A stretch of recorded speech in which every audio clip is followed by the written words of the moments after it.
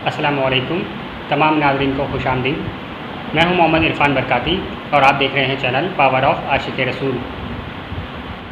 اسلام میں تعویذ کے بارے میں کیا حکم ہے؟ کچھ کم پڑھے لکھے لوگ یہ کہتے ہیں کہ تعویذ پہننا شرک ہے، اور اپنی اس بات کی دلیل کے لیے وہ ایک روایت پیش کرتے ہیں۔ وہ کہتے ہیں کہ نبی کریم صلی اللہ تعالیٰ علیہ وسلم نے فرمایا کہ جس نے تعویذ لٹکایا اس نے شرک کیا۔ تو آج کی اس ویڈیو میں ہم انشاءاللہ تعالیٰ ان کی اس دلیل کا جائزہ لیں گے اور انشاءاللہ تعالیٰ احادیث کی روشنی میں یہ ثابت کریں گے کہ تعویذ پہننا جائز ہے۔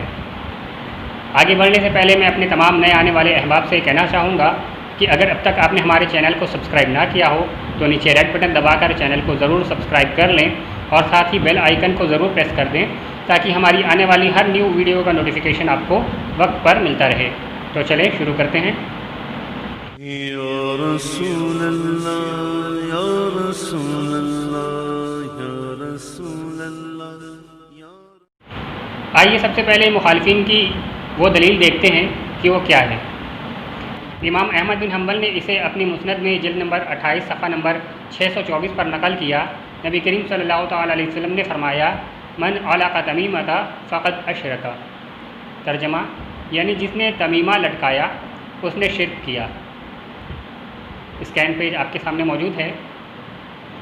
ناظرین آپ دیکھ سکتے ہیں کہ یہاں اسکین پیج میں جو عربی عبارت ہے حدیث کی اس میں کہیں بھی تعویذ کا لفظ ہی موجود نہیں ہے، بلکہ جو لفظ ہے وہ تمیمہ کا لفظ ہے۔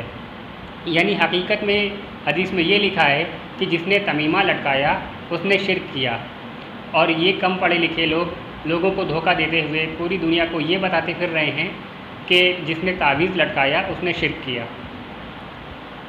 تو اب یہ بات واضح ہو گئی کہ حدیث میں تعویذ کو نہیں بلکہ تمیمہ لٹکانے کو شرک کہا گیا ہے۔ تو اب سوال یہ اٹھتا ہے کہ یہ تمیمہ آخر کیا چیز ہے؟ اسی حدیث کے حاشیے میں امام سندھی رحمۃ اللہ تعالیٰ علیہ لکھتے ہیں کہ تمیمہ لوگ زمانہ جاہلیت میں استعمال کرتے تھے، لیکن اسلام نے اس کو باطل قرار دیا ہے۔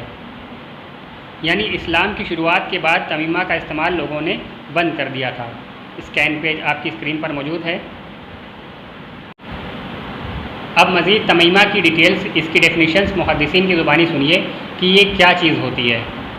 امام ابن حجر اسقلانی فرماتے ہیں تمائم تمیمہ کی جمع ہے، اس سے مراد وہ دانے اور مالے ہیں جو گلے میں لٹکائے جاتے ہیں۔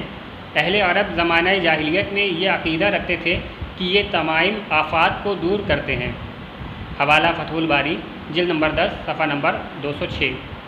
اسکین پیج آپ کی اسکرین پر موجود ہے۔ امام بغوی شرح سنہ جلد نمبر 12 صفحہ نمبر 158 پر لکھتے ہیں تمائم جو تمیمہ کی جمع ہے ان سیپیوں اور کوڑیوں کو کہتے ہیں جن کو عرب اپنے بچوں کے گلے میں لٹکاتے تھے۔ ان کا یہ اعتقاد تھا کہ اس سے نظر نہیں لگتی اور شریعت نے اس کو باطل قرار دیا۔ اسکین پیج آپ کی اسکرین پر موجود ہے۔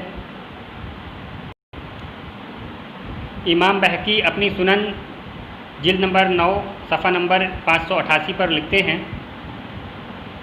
ہمارے شیخ نے کہا ہے کہ تمیمہ ان سیپیوں اور کوڑیوں کو کہتے ہیں جن کو گلوں میں لٹکاتے تھے، اور ان کا یہ عقیدہ تھا کہ اس سے مصیبتیں دور ہوتی ہیں۔ اسکین پیج آپ کی اسکرین پر موجود ہے۔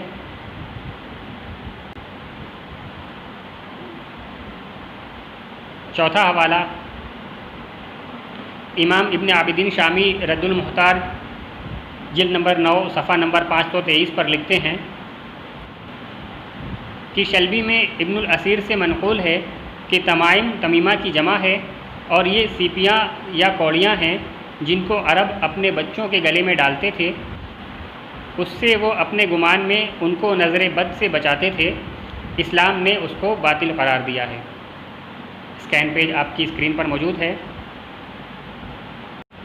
تو یہ ہے وہ تمیمہ جس کو حدیث میں شرک کہا گیا ہے، یعنی یہ دانے مالے سیپیاں کوڑیاں وغیرہ ان کو گلے میں اس عقیدے کے ساتھ لٹکانا کہ اس سے ہمیں شفا ملتی ہے، تو بلا شبہ اس کو اہل سنت بھی شرک مانتے ہیں، کیونکہ شفا اللہ کی طرف سے ملتی ہے، کوڑیوں کی طرف سے نہیں۔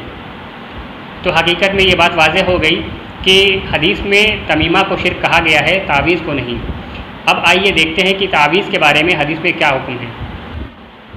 امام بخاری اپنی کتاب خلق الافعال العباد جلد نمبر 1 صفحہ نمبر 96 پر لکھتے ہیں کہ حضرت عمرو بن شعیب رضی اللہ تعالیٰ عنہ اپنے دادا سے روایت کرتے ہیں کہ انہوں نے حضور نبی کریم صلی اللہ تعالیٰ علیہ وسلم سے کہا کہ ولید بن ولید نیند میں ڈر جایا کرتے ہیں، تو نبی کریم صلی اللہ تعالیٰ علیہ وسلم نے ان کو ایک دعا کی تعلیم فرمائی، اس دعا کے پڑھنے سے اس کا خوف جاتا رہا۔ حضرت عبداللہ ابن عمر رضی اللہ تعالیٰ عنہ اپنے سمجھدار بچوں کو یہ کلمات سکھاتے تھے اور ناسمجھ بچوں کے گلے میں یہ کلمات لکھ کر لٹکا دیتے تھے۔ اسکین پیج آپ کی اسکرین پر موجود ہے۔ یہی روایت دوسری سند سے بھی مروی ہے، اس کو امام ابو داؤد نے اپنی سنن میں حدیث نمبر 3893 پر نقل کیا ہے۔ حضرت عبداللہ ابن عمر رضی اللہ تعالیٰ عنہ بیان فرماتے ہیں کہ نبی کریم صلی اللہ تعالیٰ علیہ وسلم نے فرمایا، جب تم میں سے کوئی نیند میں ڈر جاتا ہو تو وہ یہ کلمات کہے، پھر آپ نے دعا تعلیم فرمائی۔ حضرت عبداللہ ابن عمر رضی اللہ تعالیٰ عنہ اپنے سمجھدار بچوں کو یہ کلمات سکھاتے تھے اور ناسمجھ بچوں کے گلے میں یہ کلمات لکھ کر لٹکا دیتے تھے۔ اسکین پیج آپ کے سامنے موجود ہے۔ امام ترمذی نے اس حدیث کو حسن غریب قرار دیا ہے، حوالہ سنن ترمذی جلد نمبر 5 صفحہ نمبر 500، اسکین پیج آپ کے سامنے موجود ہے۔ امام حاکم فرماتے ہیں کہ اس کی سند صحیح ہے، حوالہ مستدرک الحاکم جلد نمبر 1 صفحہ نمبر 733۔ ایک اور روایت ملاحظہ ہو، حضرت عبداللہ ابن عباس رضی اللہ تعالیٰ عنہ بچے کی پیدائش کے لیے 2 آیات قرآنی لکھ کر دیتے تھے کہ ان کو دھو کر مریضہ کو پلا دو، حوالہ مصنف ابن ابی شیبہ جلد نمبر 8 صفحہ نمبر 21، حدیث نمبر 23959، اسکین پیج آپ کے سامنے موجود ہے۔ ایک اور روایت ملاحظہ ہو،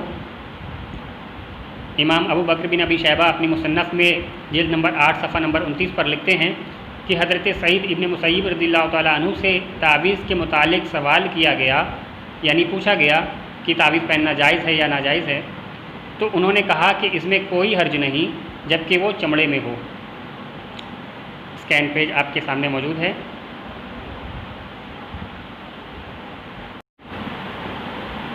تو یہ بات بالکل واضح ہو گئی کہ حدیث میں جس کو شرک کہا گیا ہے وہ الگ چیز ہے، وہ تمیمہ ہے اور اس کی حقیقت ایک الگ ہے، اور جس کو حدیث میں جائز کہا گیا ہے، جس کا ثبوت حدیثوں سے ہمیں ملتا ہے، جو ہم نے روایتیں آپ کے سامنے پیش کی کہ قرآنی آیات لکھ کر کے دھو کر پلا دینا، یا قرآنی تعویذات لکھ کر یا دعائیں لکھ کر کے گلے میں لٹکا دینا، یہ وہ تعویذ ہیں جن کو حدیث میں جائز قرار دیا گیا ہے اور جن کا ثبوت ہمیں صحابہ کرام کے عمل سے ملتا ہے۔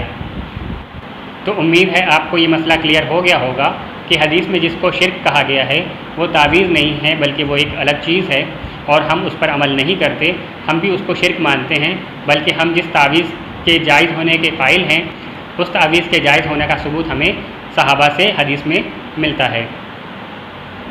ویڈیو پسند آئے تو اسے زیادہ سے زیادہ لائک کریں، چینل کو سبسکرائب کریں، اپنے دوست احباب کو شیئر کریں، ہو سکتا ہے آپ کے ذریعے کسی کی اصلاح ہو جائے۔ السلام علیکم ورحمۃ اللہ وبرکاتہ۔